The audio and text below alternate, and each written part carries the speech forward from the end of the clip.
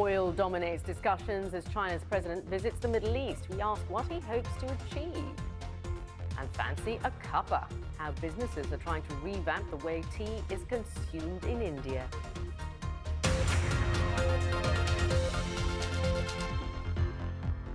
Hello and welcome to Asia Business Report. I'm Sharonjit Lail in Singapore. Now, China's President Xi Jinping is on a 5-day trip to the Middle East, and relations with his country's oil suppliers are high on the agenda. Now, he's already visited Saudi Arabia, which is China's biggest oil supplier, and he's also headed to Iran, which is the 5th largest exporter of oil to China. Now, let's take a look at where oil prices are right now, because they had been trading over $29 a barrel. And of course, this reversing some of the recent lows that we've seen in the last few weeks. And earlier, I asked oil analyst Alejandro Barbosa from Argus Media what President Xi stands to gain. Well, at the end, if you look at these two economies, Saudi Arabia and Iran as producers, they supply more than 25% of China's oil. So although China has traditionally had a strategy to diversify its oil supplies within the Middle East, they're two of the top suppliers. And at the same time, it's a perfect opportunity not to antagonize Saudi Arabia at a time when Iran is returning into the global scene.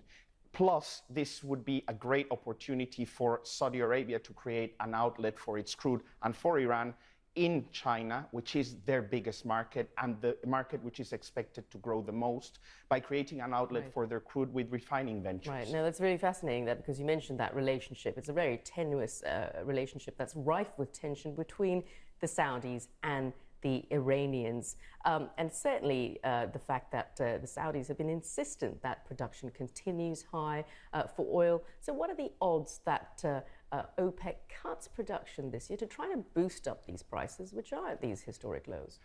The first thing we need to see is a decline in U.S. production, because at the end, that's the ultimate objective of the Saudi strategy, Saudi-led strategy in OPEC to produce at will. So as soon as we see that, a significant drop, and by that I mean Argus expects it may be about 500,000 barrels per day in total US production, then the Saudis can come back and say, well, the strategy has worked. At least we have kicked out of the market whatever we could kick out in terms of non-OPEC production. And at the same time, by the middle of this year, according to the International Energy Agency, we should see additional output from Iran of about 600,000 barrels per day. So Iran will be much more comfortable in its total output. And at that point, in the second half of this year or towards the end of this year, there could be talks within OPEC, independent of the tensions that happen bilaterally between Saudi Arabia and Iran, that could allow the organization to reassign individual quotas and cut. Now, this week, China revealed its economy